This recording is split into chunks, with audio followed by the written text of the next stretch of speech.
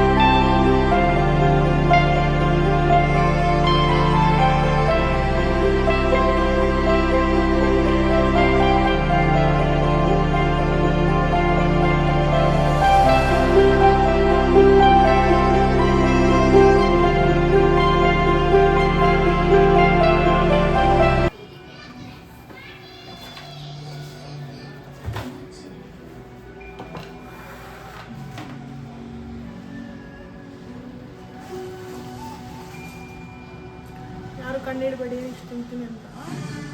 ನಮ್ಮಮ್ಮನ ಬಿರಿಯಾನಿ ಅಂತ ಸ್ವಲ್ಪ ಇಷ್ಟ ಆಗುತ್ತೆ.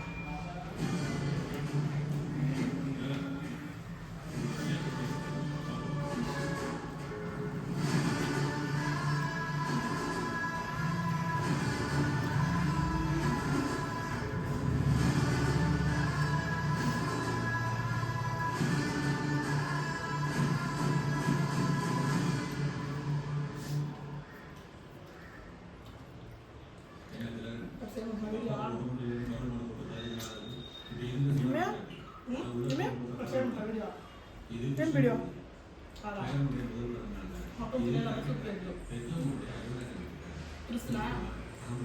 ಏನು ಬಿಡಿಸ್ತಾವೆ?